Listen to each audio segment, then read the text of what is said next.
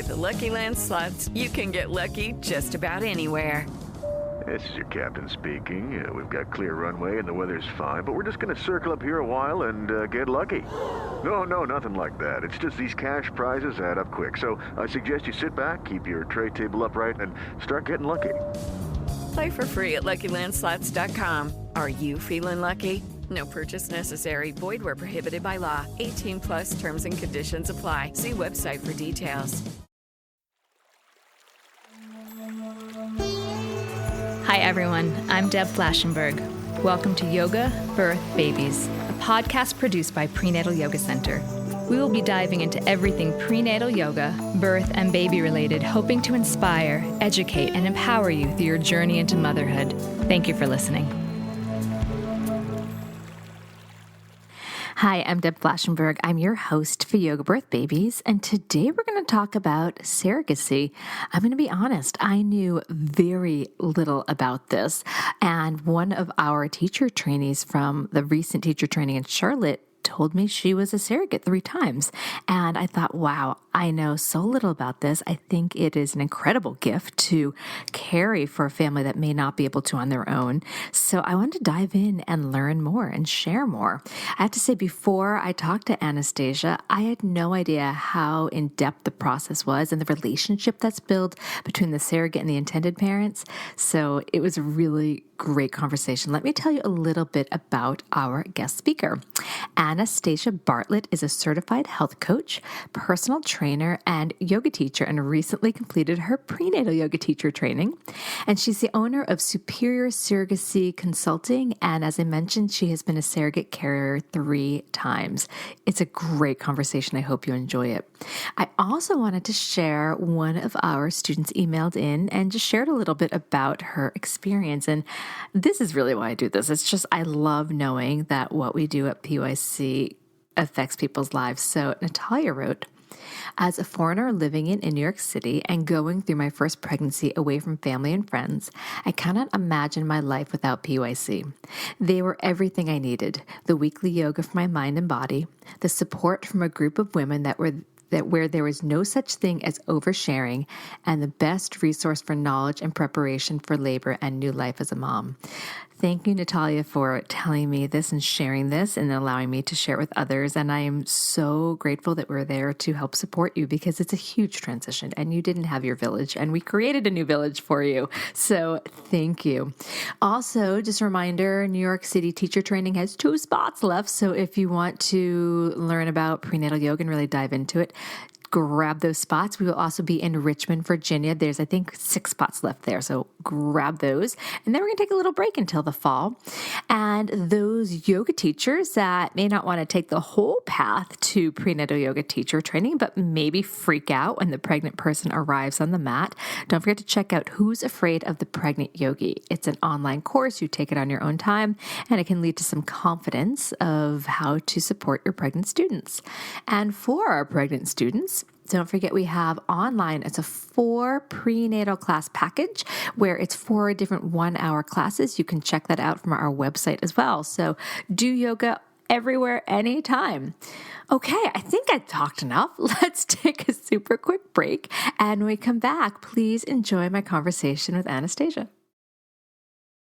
This podcast is sponsored by Skylight Frame. Mother's Day is almost here. What are you getting her? Something that shows you care. Something that makes her feel loved. Something that won't stress you out. Something like the Skylight Frame. The Skylight Frame is the perfect gift. It's a touchscreen photo frame your whole family can upload photos to, from wherever they are in the world. It's a way to share with her all the moments that matter. It sets up in seconds. You can even make sure that it's already loaded with photos when your mom opens her Mother's Day gift. And her Skylight Frame can hold thousands of the treasured photos you share. It's an easy, heartfelt way for mom to stay connected with those who matter most. It really is the perfect gift. Now, as a special Mother's Day offer for our listeners, get 15% off your purchase of a Skylight Frame when you go to skylightframe.com/easy. That's SKYLIGHTFRAME.com/easy. Get 15% off your Mother's Day purchase now at skylightframe.com/easy. Hi, Anastasia. How are you? I am well, Deb. How are you? I am doing so well. I am so excited to speak with you. To be honest, I've never really put much, thought, I hate to say that, into surrogacy. It's just not in my world, especially Sure. being in New York. And I guess we should do a little background, full disclosure. So, hello, community. Anastasia just finished our teacher training, and she revealed that she's done surrogacy twice, right? 3 times. 3 times. Oh my gosh, that's your superpower. So when I heard that, I'm like, oh, this is something I want to learn more about. It's not in my world. So thank you for being so open about your experience. Absolutely. So I guess let's get started with a little bit about you. Okay. Well, I am a mother of 2 myself. So I have 2 boys who are now, God, my first baby just turned 20. Oh, wow. Yeah, last Sunday, a week from Sunday. So yeah, that's wow. And definitely moving into our different part of life. I've got 2, so 20-year-old and 18-year-old, going to college, starting to embark on their own voyages and journeys in life. I live in Asheville, North Carolina. We've been here about 15 years. And before that, grew up in Connecticut and then Atlanta, the Atlanta area, when Atlanta was like one of the fastest growing areas in the country. Had my first was born in Atlanta, and was like, I don't really want to raise kids in this environment. And we had been visiting Asheville off and on for many years, and just felt like it was a great place to set down some roots and raise a family. And so we've been here ever since. So my kids have pretty much grown up here, which I love. They have friends that they've been friends with since kindergarten, which is exactly what I wanted to be able to create for them. So it was amazing being here. But Asheville is a really funny place. It's an economy built around hospitality and the hospital, essentially. So if you're a nurse or doctor, or if you are a bartender, you can serve the nurses. Yeah, right. So Asheville, because of that, it really creates this space for people to reinvent themselves, and on a continuous basis. I mean, personally, emotionally, professionally. So, you kind of get to a point where you're tired of working in the service industry, and nursing was definitely not ever something that I could see myself doing. It's an amazing job, but not something I could do. So kind of was able to reinvent myself on a couple different occasions. That's where surrogacy came into my life. And that's how I became I'm a certified personal trainer, health coach, and yoga teacher. And because I've been pregnant, 5 times, I know really well that struggle of it is a superpower. I will say I've been lucky that I have really very relaxed, easy pregnancies. I like being, obviously, I chose to be pregnant 5 times. So, but I like it. It feels good in my body. I do it well. It doesn't really restrict me from doing much in my life. That first trimester is a bear, but you get through that and it's pretty smooth sailing for me. But I do understand the struggle, especially the postpartum piece. And just fitness, and Deb, taking your training, I have to say, has really helped me. I mean, your training was sort of a bookend to my own years of experience of doing a lot of kind of stupid things to my body, especially when I was pregnant, just trying to be more mindful of how much weight I was gaining, and, thinking about the postpartum piece of trying to lose the weight, and then, being a little too fixated on that, and then doing some things during my pregnancy, not dangerous, but just maybe that didn't serve my body in the best way. I will admit I was one of those crazy people doing CrossFit while I was pregnant because I could do it. I had been doing it before. And so the rule of thumb, right, is, well, if you're doing it before, you can keep doing it. And I've really come to rethink that philosophy. And I love the way that you brought that into our training. It's like, being pregnant is this really special time, and it's such a different time in your life. And it's a time that should be honored and accepted, that it's okay to slow down and it's okay to do things a little differently. And really, and I love what you said, what's the end goal of a pregnancy? Well, the end goal is to birth a baby. And what are we doing in those truly 10 months that's helping to support that end product or that end goal? And And so I've really kind of started, as I've gone through my own journey of becoming a health coach and a personal trainer and a yoga teacher, of shifting my focus and becoming more and more focused on women's health and really supporting women through pregnancy, because I understand that for a lot of women, it's not a really fun time in their life and they don't really enjoy it. And it's really hard on their body and emotionally and physically and spiritually. I mean, it's just a lot going on. And then the postpartum piece, to truly, give women permission to take their time when they're rehabbing. I mean, we really, truly have to start looking at it like that. We're rehabbing our bodies after that. It's a lot on our body physically and emotionally, but, just the physical piece alone of trying to give that some time. So these sort of basically 2 years of your life, you're pregnant and then you're recovering after, but it's okay to really slow things down and to ask yourself, why am I doing this? Why am I doing CrossFit? Why am I doing these things to myself when I'm pregnant? And because there's all these other factors, right, that I don't know that the medical world is very good at explaining to women, not only because they don't have the time, but sort of getting away from this idea of like, well, if you were doing it before, just keep doing it. And instead stepping back and saying, well, why am I doing this? And is it really serving me?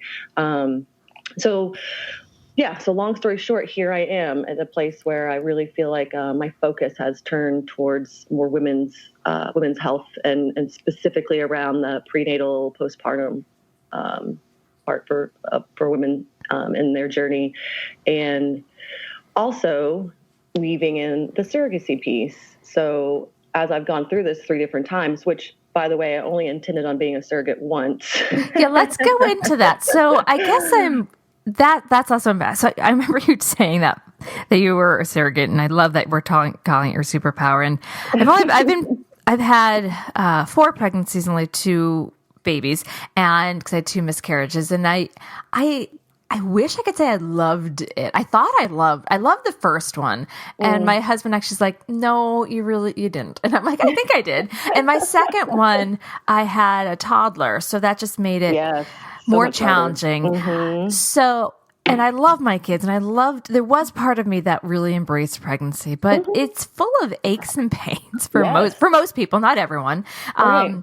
And I did find the births challenging, and I'll even put that out there, like, because this is what I do. And I've had people be like, really? I'm like, yeah, they were really hard.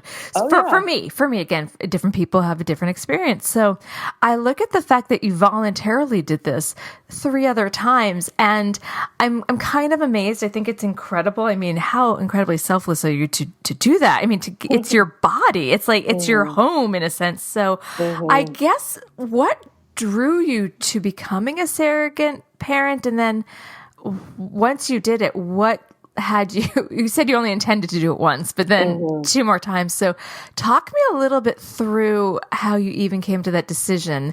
And then I guess there's so many questions I have about this, but then why you took the steps to do it again. And then that's going to leapfrog me into many other questions. So, kind of going back to the whole Asheville being this sort of funny place for jobs and trying to make it. And as women, we tend to, when we're with friends, and especially when our kids are younger, we're a little closer to that birth experience. Because let me just say too, even though I've chosen to do this, 3 other times in addition to my own 2, it is a superpower in a lot of ways. It is still challenging. I mean, birth is, there's nothing like it. There's nothing like it. It will change you forever. And the challenge and the pain. I mean, let's, like you said, let's just be real. I mean, it's painful, and it takes you to deep primal places, and you find energy and strength and courage that you didn't even know you had until you're in that moment. So there's something just transformational and amazing about that.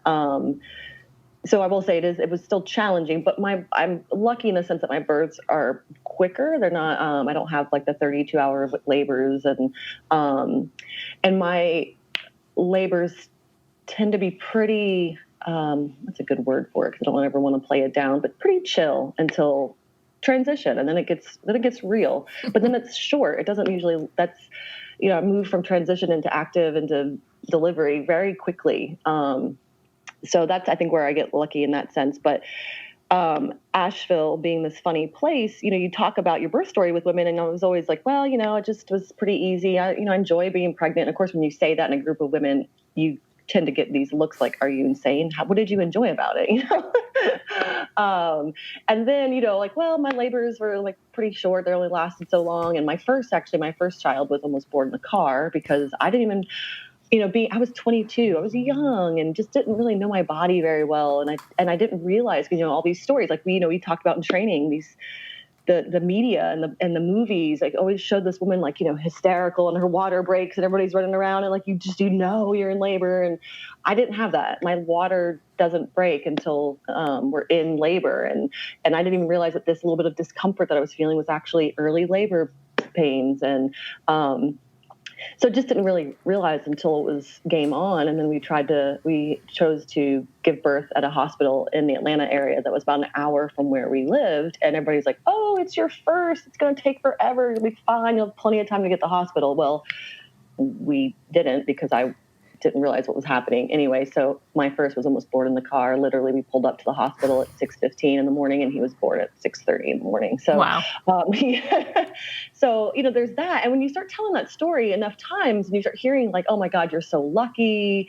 Wow, I can't believe that. My labor was, 30 something hours and it was horrible. And, but so you just have to realize like it is a little bit of a superpower that you really have been blessed with this ability to have this different experience than a lot of women have. And so I would always kind of joke about it. Like, oh, I'm that person that could literally have 12 kids, pop one out in the field and keep working, kind of just joking around, and like, oh, I should be a surrogate because I could just do this. And it was always just kind of like, off the cuff, never really thought about it. And fast forward into years later, my kids are probably about 10 and 8 at this point.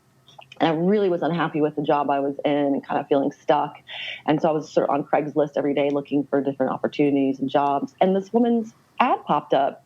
She was running a small agency outside of Raleigh, North Carolina, which is about 4 hours from Asheville.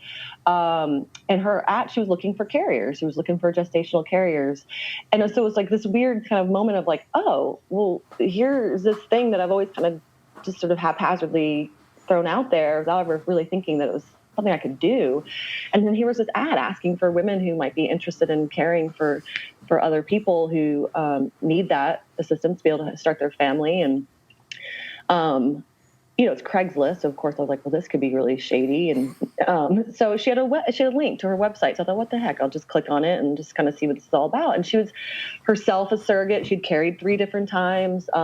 She, again, loved the experience, was profound in her life. And so after her third was like, I can't just keep doing this for people. I need to find another way to help people out in this area. So she started her own agency, and now she was, here she was a couple of years into it, looking for carriers and helping to match IPs, intended parents, with these carriers. And so she had this little preliminary application. It was like, if you have any interest or you're curious about, want more information, fill out this application. And the application was pretty cut and dry, pretty short. It was questions like, why are you interested in surrogacy?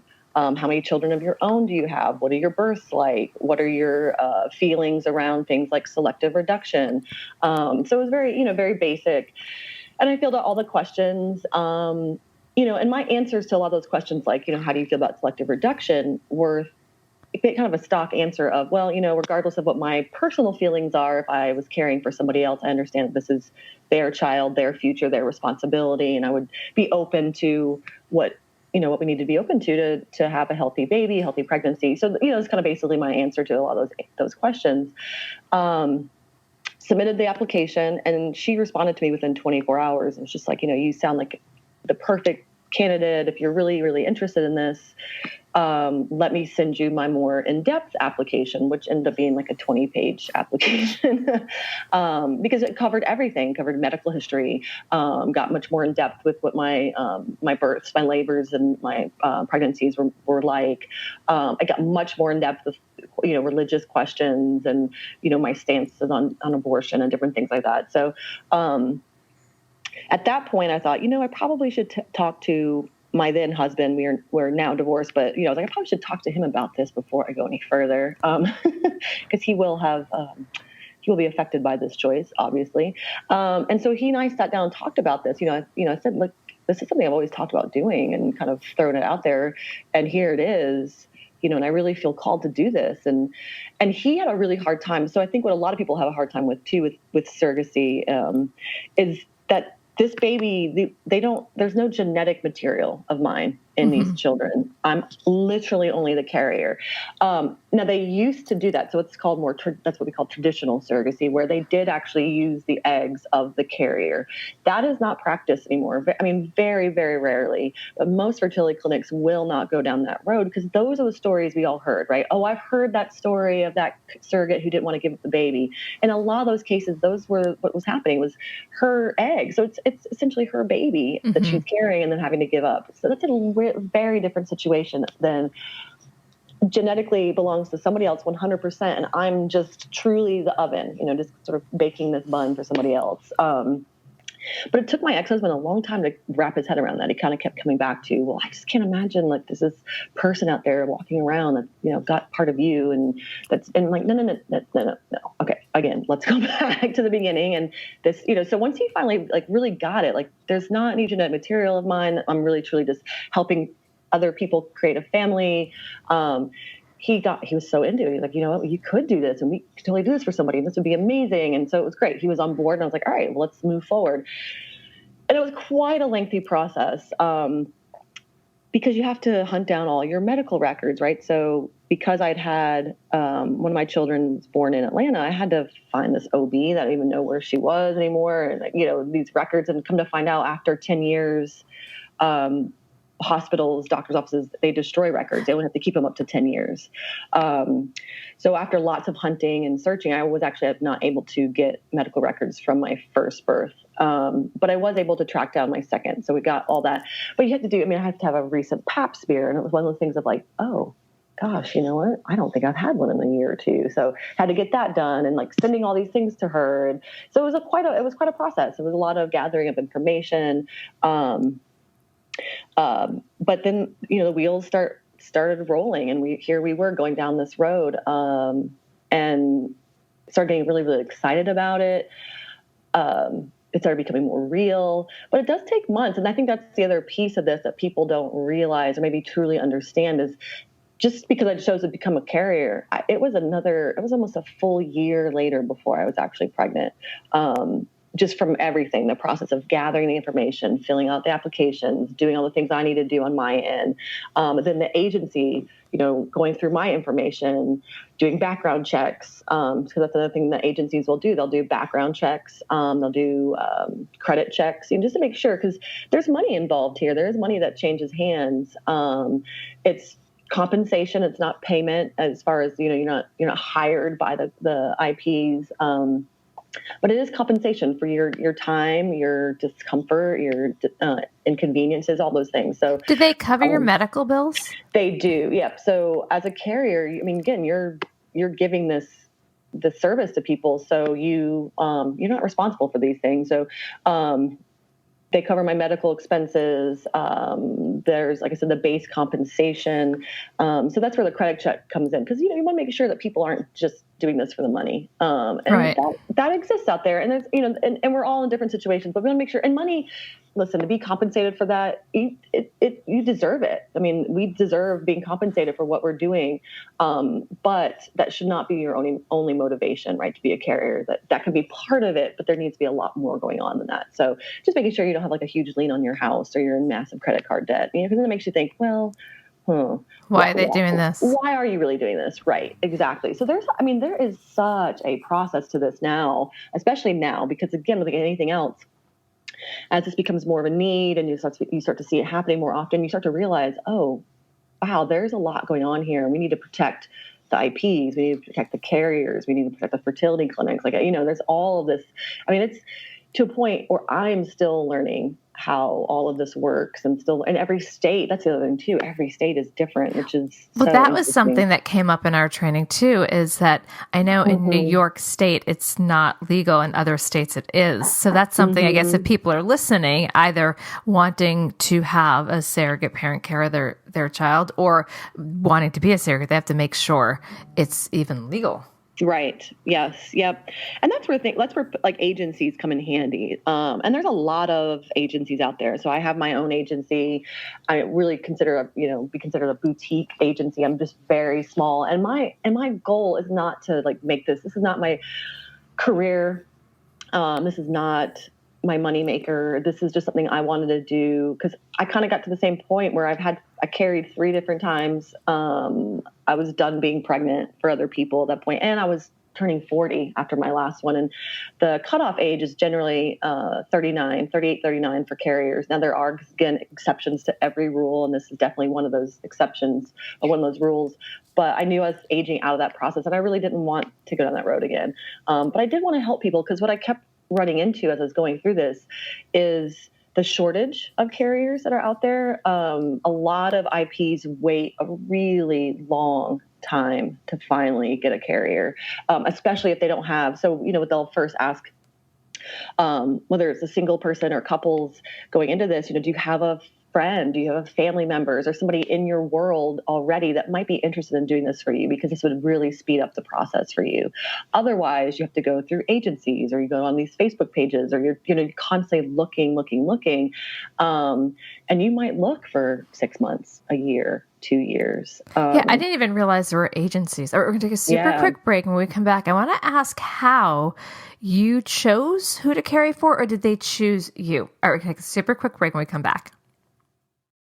Judy was boring. Hello. Then Judy discovered ChumbaCasino.com. It's my little escape. Now Judy's the life of the party. Oh, baby, mama's bringing home the bacon. Whoa, take it easy, Judy. The Chumba life is for everybody. So go to ChumbaCasino.com and play over 100 casino-style games. Join today and play for free for your chance to redeem some serious prizes. ChumbaCasino.com. No purchase necessary. Void where prohibited by law. 18 plus terms and conditions apply. See website for details. Hello, it is Ryan, and we could all use an extra bright spot in our day, couldn't we? Just to make up for things like sitting in traffic, doing the dishes, counting your steps, all the mundane stuff. That is why I'm such a big fan of Chumba Casino. Chumba Casino has all your favorite social casino-style games that you can play for free anytime, anywhere with daily bonuses. That should brighten your day a little. Actually, a lot. So sign up now at ChumbaCasino.com. That's ChumbaCasino.com. No purchase necessary. VGW Group. Void where prohibited by law. See terms and conditions. 18 plus. Okay, we're back. So, yeah. So I guess, to be honest, I'm so ignorant to this. I think as you were talking about this, I was thinking of that movie. What was it? The one with Tina Fey and Amy? Oh, yeah. Baby Mama. Yeah. Again, so here I am kind of laughing in prenatal teacher training. I'm like, it's not like the movies. And yet, what am I referring to about this? The movies. So right. How do you choose? Do they choose? Do you have to come together to make sure it's a good fit? Because, yeah, I guess I'm thinking if you're the carrier and maybe you don't really vibe with the intended parents, it's a lot of close communication, I would think, and a lot of responsibility on you. And, maybe there's some anxiety, they checking in on you. Like, how does that relationship work? Yeah. So there's a lot of ways that can go down, and definitely feel free to rein me in, Deb. Yeah. Like you said, the information is just can go in 800 different directions. And as you can tell, it's something I'm very passionate about. So I can get really going down a tangent, but it can happen lots of different ways. So my initial experience with this was through an agency. So I went through this agency, and her job is, like I said, to weed through and look through all my medical records and kind of basically get me, that preliminary, like, okay, you look healthy, your medical records look good, your background check came back, we're good. So now let's put you in our bank of carriers, and I'm going to look through my bank of IPs. Because again, a lot of these IPs wait a long time. So they've been sitting with an agency waiting, and they maybe even thought that they found a carrier and went a few steps into it, and then realized they didn't really jive with her. She didn't really jive with them. Something, happens. There's also a sort of fickleness to the world of carriers because it's such a long process. And, maybe in April, you're on board, your hubby's on board, your partner's on board, and you're ready to do this, and you're starting the process, and you get everything in, and the background checks, and then you're kind of waiting, and then life throws you a curveball, right? You break up with your partner loses their job, you suddenly have to move. I mean, there could be all kinds of things that pop up in this waiting period. So I actually, my first couple that I carried for, they had been matched with the carrier already through this agency, and then the carrier had to back out. And they'd already kind of started the process. They had met with her. They loved her. She loved them. It was her husband lost his job. And then now they were like, not sure where they're going to end up and if they were going to have to move. And it was just, she's like, I can't do this right now. I'm really sorry. So they had to go back to the drawing board and start the process all over again. And then, so here I came, and the woman who ran the agency thought we would be a good fit for each other, a good match. And that's part of the agency's job, is to say, well, her temperament, and because they, before you even get to that point where you're going to talk to the IPs for the first time, you've talked with the agency, you've gone through some, preliminary interviews with them. They kind of have a sense of who you are, especially that long interview or that long application you fill out, all of those things. So, and they know their IPs, they've met with them, they've talked with them. And so they can kind of say, well, based on, IPA over here and this carrier, like, we think they might be a good match. Let's bring them together. And so initially we did a phone call. And the agency, the woman who ran it, again, she was a small agency, pretty much a one-woman show. She had a nurse on staff that looked over medical records, and I think she had like one other person that worked with her, but she was pretty much it, which was nice because she was our point person the whole time through, which was really nice. But she facilitated this phone call between us. So still nothing, there's no obligation. We were just chatting, and that's exactly what it was. It was just this chat with this couple. It was a married couple, heterosexual couple, and we just chatted. And the woman who ran the agency, she sort of facilitated the questions, right? She kind of got us started asking things like, well, Anastasia, why don't you tell, we'll just call them M and T for now, because I don't want to obviously give out names. Why don't you tell them about growing up in Connecticut? And come to find out, Dad had also grown up in Connecticut, and Mom had grown up in New York and Long Island. And so we had this sort of connection of being from the Northeast. And they were in Greensboro, North Carolina, which is outside of Raleigh, which is about 3 hours from Asheville. So we were in the same state, but not super close, which was actually kind of nice. We talked about that. And Mom was very open about it. She's like, I really actually kind of like the idea that we won't run into each other at the grocery store, but if I want to get down to one of the appointments, I can do that. We can get to the hospital, we can even come into town a couple days early and just hang out. We love Asheville, that kind of thing. So I think it was almost like 2.5 hours that we chatted that first time. And then it was like, okay, well, let's wrap it up. And, the woman that ran the agency, she's like, I'll reach out to both of you separately and we'll kind of regroup and we'll go from here. And it was kind of like, okay, great. And I remember getting off the phone and my ex-husband was there, and he was just like, wow, you guys just talked like forever. I'm like, I know. And it was amazing. I really liked them. And so there was just this incident. It really kind of was like, I don't know, like a date, we kind of just feeling each other out. And, the owner of the agency called me back first. She called me just like 5-10 minutes later, just to get my initial, like, how are you feeling about everything? And, which I told her how excited I was, which I love them. And then she did in turn called them and like, what do you think? How do you feel? And they were like, oh my gosh, we love her. Let's, can we take it the next step? So the next step would be IVF? No, the next step is actually, so that's what I'm saying. This process is timely. So then the next step was all of us meeting together in one space. And I remember this was right around the holidays, and she wanted my husband to come, my 2 boys to come, the couple to come. She was going to be there. Like, we were all going to find this mutual place to meet. And since they were coming from Greensboro, we were coming from Asheville. Like, this is sort of like, okay, where do we meet? Well, we decided to meet in Charlotte, North Carolina. And we literally met at this Rock Bottoms. It's like a local brewery. Met for lunch, basically. There was 4 of us, there was 7 of us all together. And we just had lunch and we hung out, and they met my husband and they met my kids, and we talked very openly about things. And then we honestly only talked about the process of caring and what that would look like. Very little. It was really very social, just getting to know each other. And then kind of at the end of the lunch was, how do we all feel about this? Do we want to move forward? And it was just sort of a unanimous, yes, let's do this. Let's have a baby, and so then there's the next step, right? So, okay, we've agreed, we've come to an agreement that we're going to work together. They trust me, I trust them. We really like each other, and we're moving forward. And we could literally talk for hours about this. So you've agreed, and then I'm guessing there's a ton of legal documents. Yep. And because it's a huge deal. And then you're moving forward. So what does that look like? So that's really interesting. So you brought up the contracts.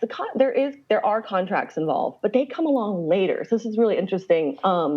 The fertility clinic. So we worked with Carolina Conceptions out of Raleigh. Amazing organization. Great docs over there. Great staff.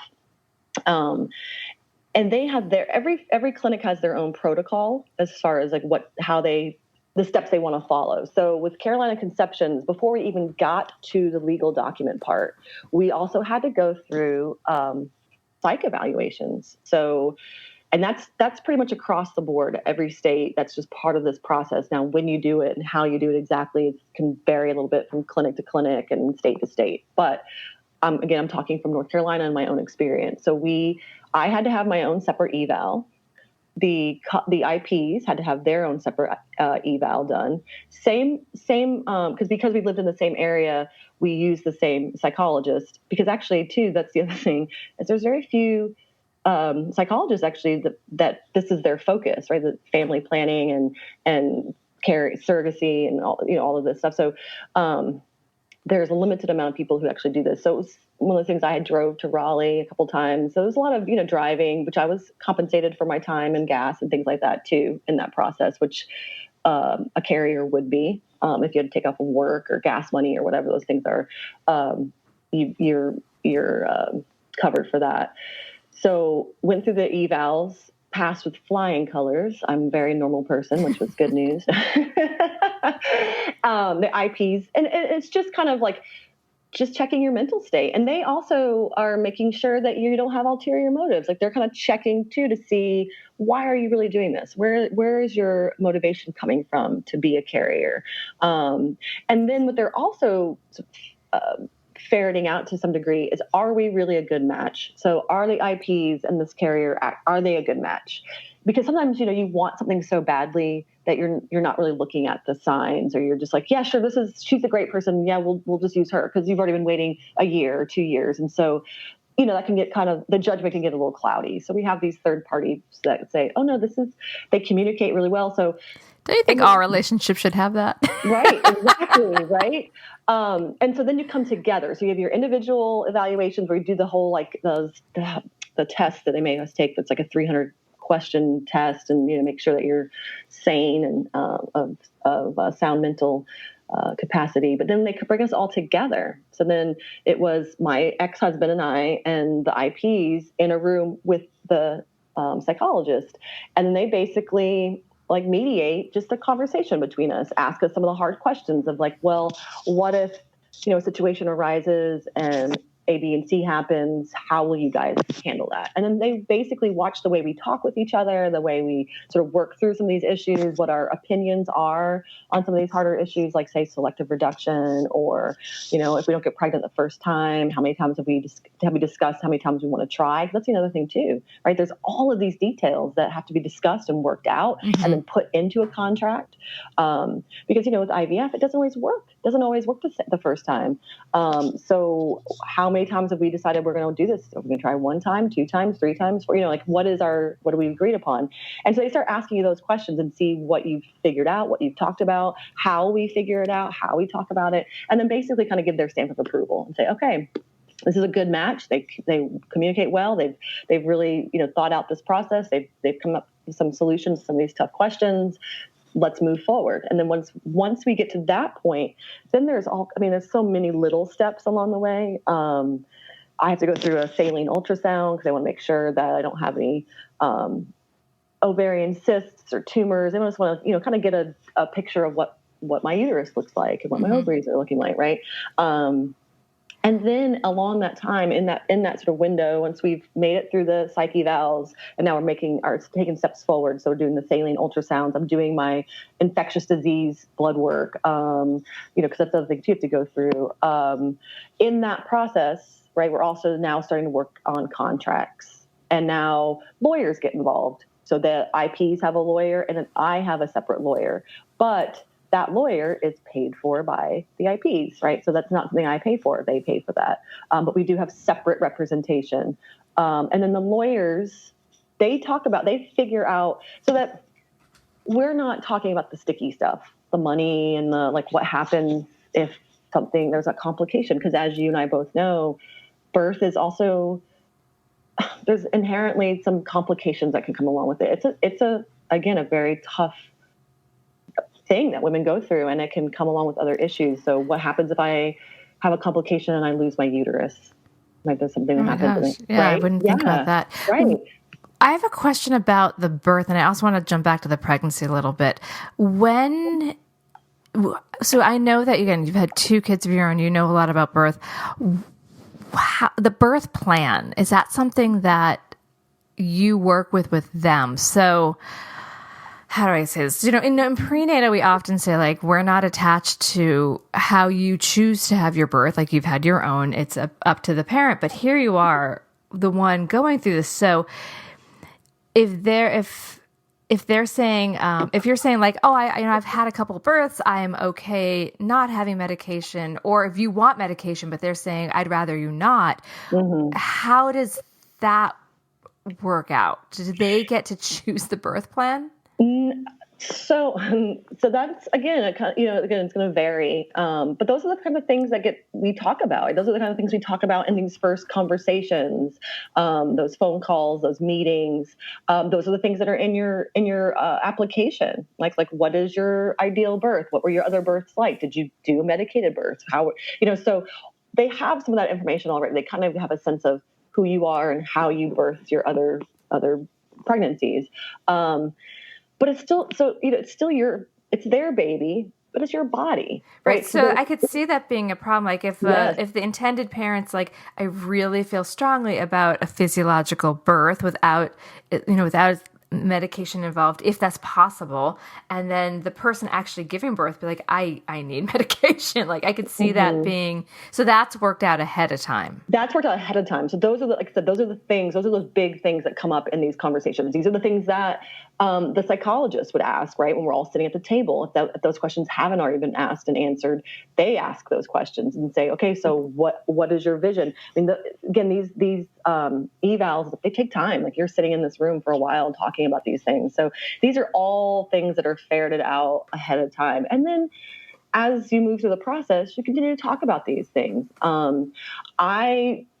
My 2 boys were born naturally. I, didn't use any medical intervention, and I wanted to do that again. And I remember, because my first IPs, she was a medical professional, and I remember I remember very distinctly talking about this, and she kind of looked at me like, "Are you crazy? Like, no, we don't."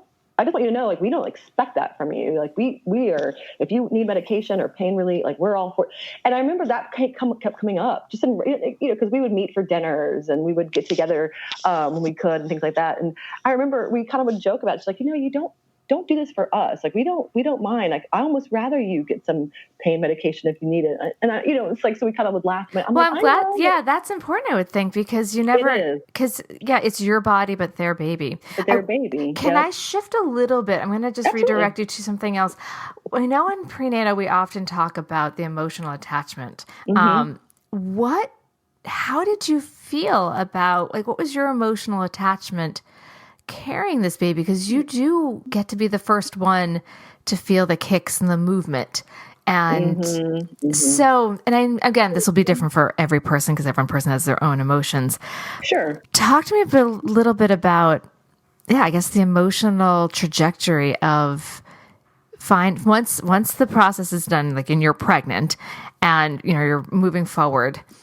What was that like for you? Because I'm guessing there are people that maybe they were more just social acquaintances that didn't know, that you were pregnant as a carrier. And so then there's that social conversation of like, oh, your baby. And then when you have the baby, and then they're like, where's the baby? So there's that. How did that, those are a lot of questions. So,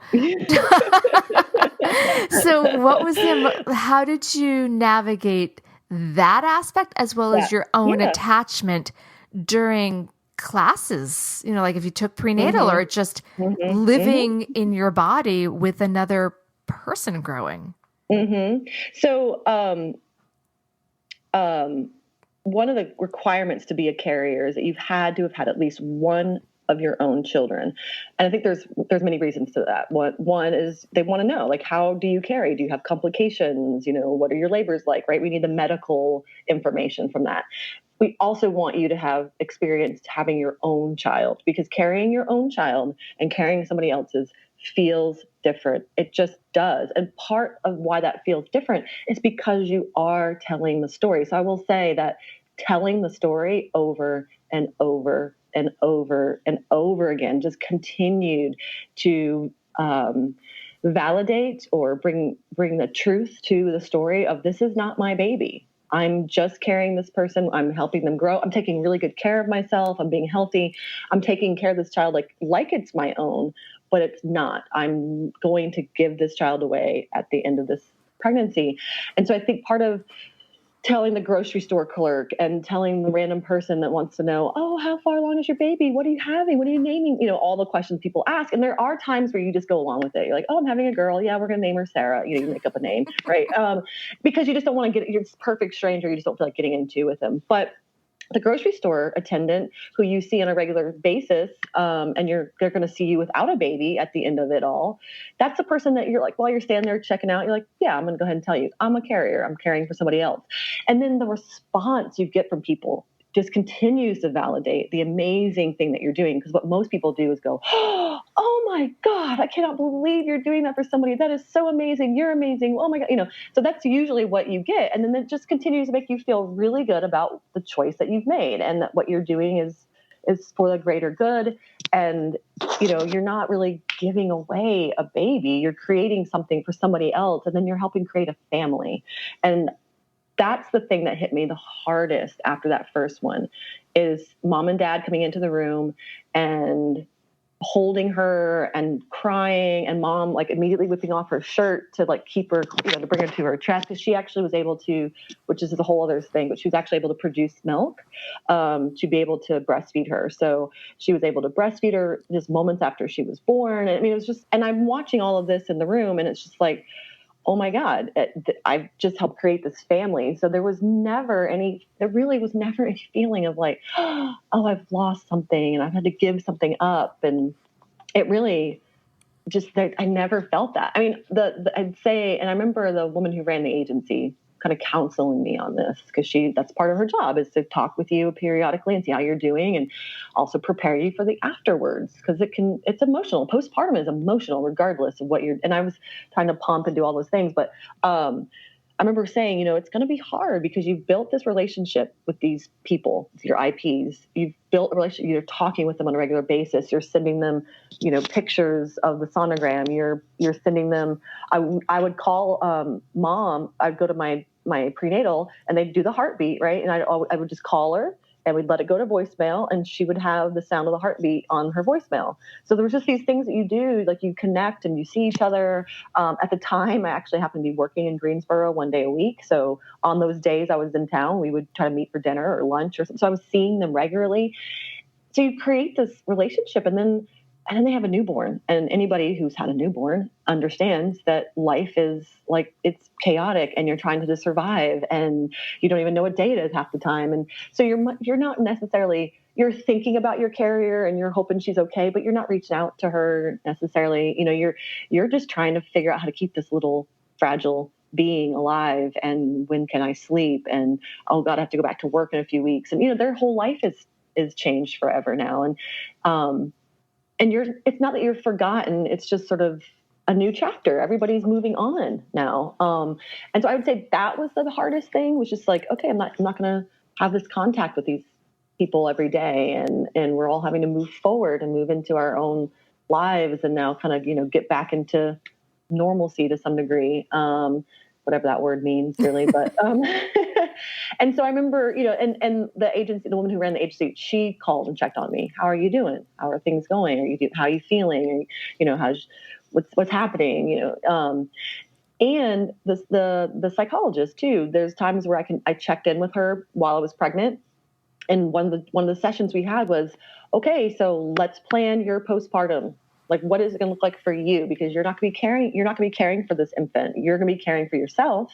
You're going to be trying to kind of wrap your head around what's just happened and how to move forward. And let's plan a trip. Let's think of something that you can put your energy into for that postpartum period. And we did. My ex-husband and I planned a trip to Costa Rica. And that was sort of my like gift to myself for what I had done, and used some of the compensation to plan this trip. And so it gave me something to focus on. And that was great advice. That was great counseling on her part, was to what is your postpartum going to look like? And let's talk about that. That sounds so important, because also in your body's healing. Oh, I know. Which I will say, healing postpartum without an infant is so much easier. I was actually thinking that when you said that. I'm like, because I was actually thinking that, because you're not doing all the feeds, you're not figuring it out, especially as a first-time parent, where the goal is just to keep the baby alive. Right, yes. I actually could go back to, when I was ready. Again, I didn't rush it, but when I was ready, I could go back to working out. But also just think of the sleep. I could focus on my diet, and I could do all these things that, a new mom isn't going to be able to do, or, new parent is not going to be able to do. So. Yeah, and the sleep factor. Like, how does our body, we tell our kids that all the time, if you're not feeling well, sleep. Your body heals best when it can sleep. And we know new parents, just because they're feeding the baby so much, they don't sleep. But and then what about your milk coming in?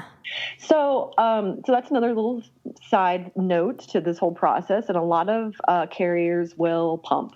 So, again, if you've done this before, just how much better it is for your body to pump or to breastfeed, or, to help your hormones balance out.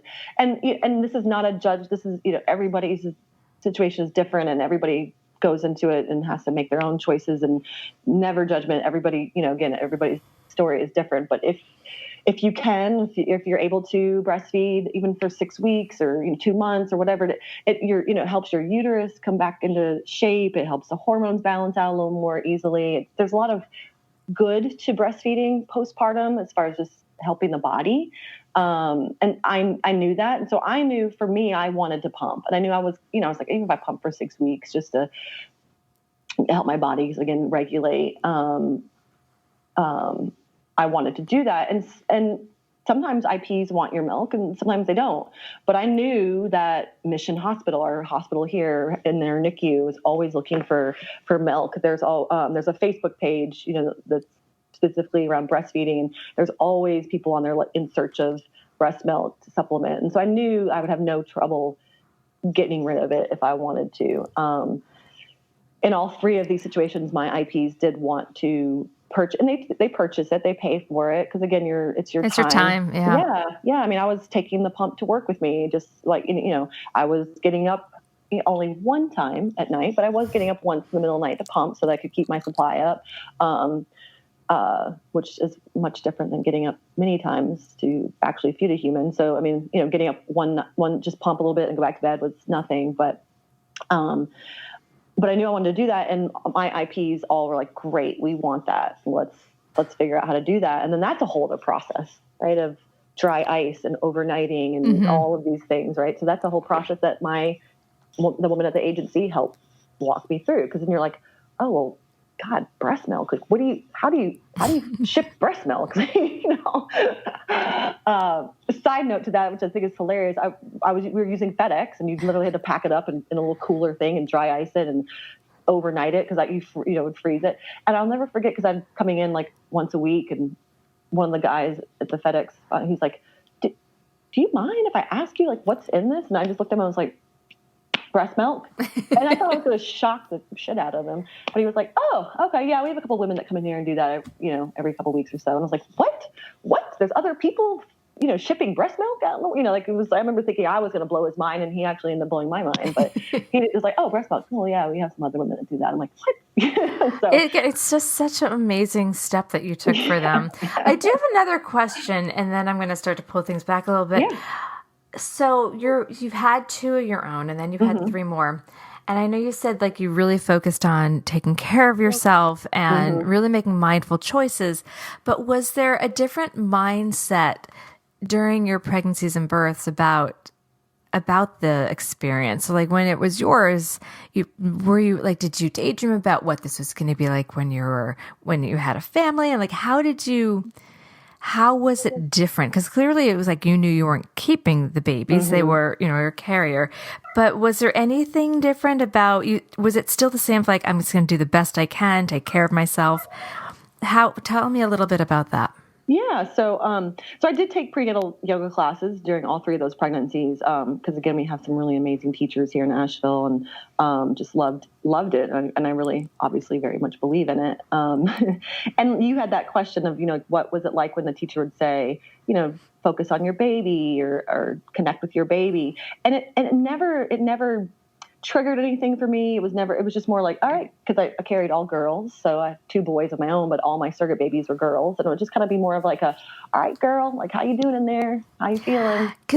I'm so glad you said that, because the more that you're talking about the rigorous steps to go through, the more I realize I don't think that is something we have to reevaluate, because it's, what you're doing and you've made this deep decision. And I would hope it wouldn't be triggering, because that would have been a sign that the therapist would have picked up on ahead of time. Exactly. So thank you for clarifying, because I've always been uncomfortable with that. Yeah, because if it is triggering, even just that sentence, your baby, then you probably shouldn't be taking this route. Exactly. That's exactly it. And I've literally had people look at me and go, "Oh, I could never give up a baby." And I look at them and go, "Well, then you would not be a carrier." Yeah. You're not a good carrier. Like, if that's what you immediately think of, is like, "Oh my God, I could never give up a baby." Well, then that's okay. I totally get that emotion, but it's so much more layered than that. And that's, like I was saying, because there are so many steps involved before you even get to the transfer process, before you even get to that point, before you're transferring an embryo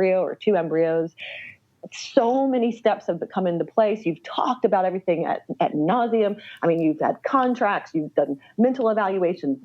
There's so many things that have happened to that point, that once you even get to the point where you're transferring an embryo into your body, you're like, all right, let's get this show on the road already. Yeah. Let's do this thing, So yeah, it's just a very different experience, and it really is kind of like we're pals. Like, I'm taking care of you. I'm growing you the best at my ability, and taking really good care of myself and taking care of you, and using my stipend to do things like prenatal yoga and prenatal massages and going to the chiropractor, and it's nice to have those resources to. I always joke with my classes that I took way better care of myself when I was pregnant than I do now. I'm up there like, make sure, self-care, mamas, and take care of yourselves. And then I'm like, and trust me, I'm preaching to the choir over here, because so much better at doing it when I was pregnant. But I also looked at it as a job. Like, I really felt like this was a job that I was doing for my IPs. I had a responsibility to them, and you definitely. Certainly that cultivates too, as you're getting to know them and you're going through these processes together and going through these steps. There really is this responsibility that starts to build, and you suddenly, and that can be a downside too, right? Because again, we're going back to, sometimes we don't get pregnant on the first try, and we had agreed, all my IPs, and we had agreed that we would try it 3 times, so we would go through the process 3 times.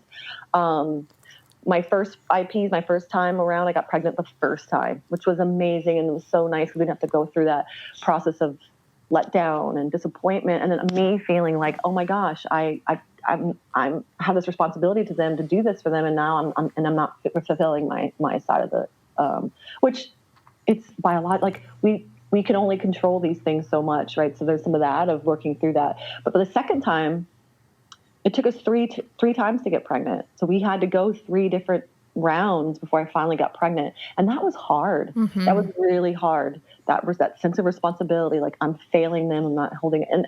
And you have to catch that and process it. I had the psychologist, same one. I used the same one all 3 times, which was really great, because I've built a really nice relationship with her. But that's tough. Like that sense of responsibility to them. But we got pregnant the 3rd time. And then my third time around, I was actually caring for the same couple I carried for the first time. So we called it the sibling project. So we had a sibling for them, and I got pregnant the first try again on that one. So I feel really lucky that I had that experience. But I also appreciate that I had all the experiences, because now as an agent and as somebody who really wants to help people navigate this process, I've had that experience. I know what it's like to not succeed those first couple of times and have to go back to the drawing board and try it again and going through all those emotions. And I can understand that process more thoroughly now. This is amazing. You've really shed some light on this experience. I did not realize the in-depth support that everyone gets and all the steps, even like you said, before you get to transfer, it seems like there's just so much, which is so important to lay the foundation. Yes. This exactly. Is so, thank you. Again, so while this podcast was for our community, it was for me too, because I was just so curious. That's why I love this podcast. All right. One last question, then we're going to take a quick break. But so last question before our break. Do you have any, so if someone's listening to this and maybe they were scrolling through, they're like, oh, surrogacy, that's interesting. If they saw this and they're thinking, oh, okay, that might be something to consider. Or if it's an intended parent, do you have anything that you think, or any resource that they should just start to explore? Yeah, so there's lots of resources out there, Facebook pages and lots of agencies. I would say, especially if this is your first time going through the process, if this is something that's new to you, my advice would be to go through an agency. And you don't necessarily have to go to one of the big, huge ones that charge. I mean, it's crazy. Some of these big agencies out there, which, listen, they provide an amazing service, and they're a whole, I mean, they've got everybody on staff right there in one organization, but they charge anywhere from $20,000 to $30,000 just for their agency fee. And that's the other piece of surrogacy that I think a lot of people don't realize until they start to kind of ferret it out, is the cost. It's expensive. There's a lot that goes into it. But I will say, going through an agency that first time, whether you're a carrier or an IP, because there is, like you just said, there's so many moving pieces and parts to this, that having somebody to just help you along the way, to know the next steps, and to help you to find that person in a way that's safe and structured, that's protective of everybody involved, is huge. So I would say that finding the right agency. And so that's the other thing too, right? Is find the right one. So reach out to several of them, look at their profiles, look at their reviews, look at just even their websites, call them up and talk to a representative, decide if you want to pay the big price tag and go to a bigger agency, or if you want a smaller, more intimate experience. But I would say that that's really important. And then a lot of fertility clinics too now that do this, that work with carriers and work with surrogacy, have their own department around this. So they do have a gestational carrier coordinator, or they have a whole department. So you could even start there and say, hey, we've tried these different steps and we're not getting pregnant, and now we're being told that we really need to start looking at either surrogacy or adoption. Can you help us start to understand that process a little bit more? That's helpful. Thank you. And do you think I can put in the show notes? Do you have any that you recommend that I can put in the show notes? Well, one myself. Yes, right? Of course, which we'll get to. I will definitely have that question of where to find your work. But if someone's not able to work with you, yes. I can throw some of that in there. Well, what I would say too, that's hard, because again, every state's a little different, and every state has their own. There's a lot of agencies that operate in Texas, that operate in Georgia, So, are you open to international? So there's certain agencies that work with international carriers and things like that too. So, I'm actually talking to a woman out in Oregon. I'm helping facilitate a connection with people that live in North Carolina. The couple, the IPs live here in North Carolina. The carrier lives in Oregon, but they're actually old, like, family friends. But learning, like, the whole Oregon situation and, like, what it's like up there. But this is her second time carrying, and she carried for a couple from Australia. Oh, wow. Right, because she was through an agency, and that agency worked with international. So they didn't meet once a week for lunch? No, but they did things like Skype calls and FaceTiming. And so that's another side, we're kind of getting off, but a side note of, like, there's just so many ways now too to stay connected. So there's so many carriers. It's like, these IPs in North Carolina are like, yeah, she's in Oregon, but, we trust her, we know her, we feel comfortable with her. And we're okay with the FaceTimes and the, the calls and the texts, and we'll stay connected. So I will say this world of tech has certainly helped bring people closer together and facilitate those things. But like she was saying, they Skyped every week and FaceTimed. And so even though that they were living in Australia and she was in Oregon, they still felt connected. So it's really quite amazing. But yeah, I would say, do a little bit of your own research. I mean, I hate that I can't, but that's okay. I'll make sure that we at least have your agency. All right, we're going to take a quick break. And when we come back, because you have been pregnant multiple times and a parent to 2 teenage boys, well, one teenage, one 20s. If you have one tip or piece of advice you'd like to offer new or expectant parents, we'll be right back. Step into the world of power, loyalty, and luck. I'm gonna make him an offer he can't refuse. With family, cannolis, and spins mean everything. Now, you wanna get mixed up in the family business. Introducing The Godfather at ChumbaCasino.com. Test your luck in the shadowy world of The Godfather slot. Someday, I will call upon you to do a service for me. Play The Godfather, now at ChumbaCasino.com. Welcome to the family. VGW Group. No purchase necessary. Void where prohibited by law. See terms and conditions. 18+. Okay, we are back. So either from just being a pregnant person multiple times or being a parent or also being a prenatal yoga teacher, anything that you'd like to offer? Gosh, there's so many things. One I will say, when you're pregnant, pamper yourself, give yourself a break. It is hard work being pregnant, and go to get body work, go to the acupuncturist, go to the chiropractor, go to prenatal yoga, just pamper that body, pamper your body, your mind, your emotions, and give yourself time. Be okay with slowing things down. I mean, again, preaching to the choir, because, we've got things to do and busy lives, and, we're not going to let pregnancy slow us down, but it's okay if it does, especially on a day-to-day basis. Some days you're going to feel full of energy and want to get 100 things done. And then some days you're not going to want to get off the couch, and that's okay too. So trying to use this time, the pregnancy time especially, to really love yourself and give yourself a break and just be okay with slowing things down. Because once that baby comes into the world, life's going to start moving a lot faster. That's so true. I mean, gosh, it's so funny. I'm, teaching now prenatal, going into 4 years of teaching this. I'm now seeing moms coming back, right? Their second pregnancies and their third pregnancies. And I'm just like, wait, has it been 2 years since I saw, it's just like amazing how fast time goes by. And then as a new parent, just again, continue that time of being patient. Just be patient. And for women, be patient with your body.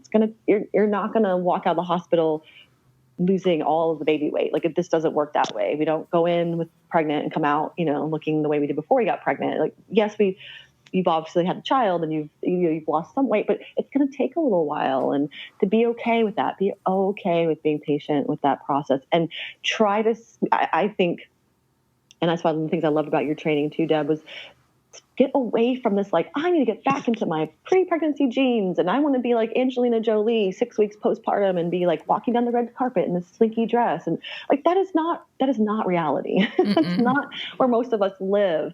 And to be okay with seeing this as more of rehabbing your body, giving it time, just like you would if you broke a leg or had a serious sports injury. You would have to give your body time to heal.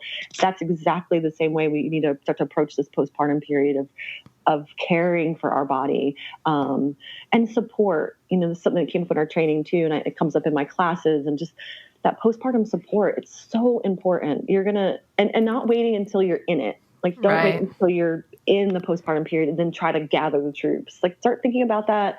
Definitely before. Pregnancy. Absolutely. Actually, I'm going to link to some podcasts about that. I'm going to write myself a note. And where can people find your work? Where can people find everything about you? Yeah. So I, live in Asheville. So if you're anywhere near the Asheville area, no. But I have my website, my health coaching and my wellness side, which is really, that's my 90% of where my time goes, and truly my passion and my work on a day-to-day basis. I teach prenatal yoga 5 days a week. I do lots of workshops, especially around postpartum. But I have a website there, abartlettwellness.com. as far as surrogacy, Superior Surrogacy Consulting, it's kind of a mouthful, .com. And then that's a great website, regardless of where you are. I have a lot of just informative pages on there for IPs, for carriers. If you just want somewhere just to go, to even just start to get wrap your head around it. I have a breakdown of what are some expected costs around surrogacy for the IPs. Some basic questions for carriers to think about. Do you really feel like you're the right candidate for this? And here's some things to think about. And that could just be a good jumping off point. And then from there, you can start to think, okay, let me go to my fertility clinic. Let me look at what I've got resources in my own state where I live. But that's a great place to start, just to get some information.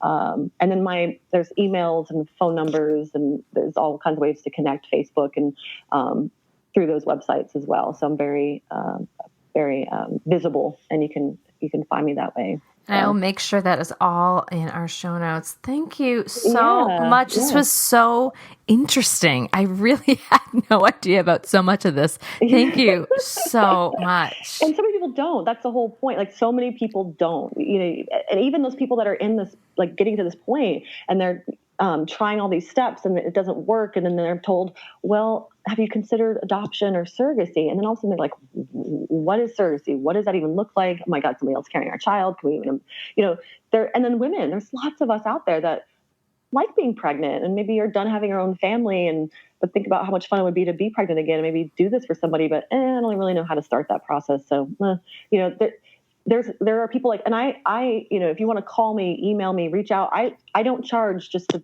talk to you and help you kind of understand some of the first steps and what this even looks like. And, cause I believe in this, service, and I want to help people understand it. Cause like you just said, there's just so much preconceived ideas about it. So I'm so glad we did this. Well, I want to thank you, and I hope you have, what are we on? We're on Monday. I hope you have it's like the beginning of the week. Yikes. I hope you have a great Monday, and I just love talking to you. And I loved working with you in our training. So thank you for everything. Deb. This was great. I really appreciate it.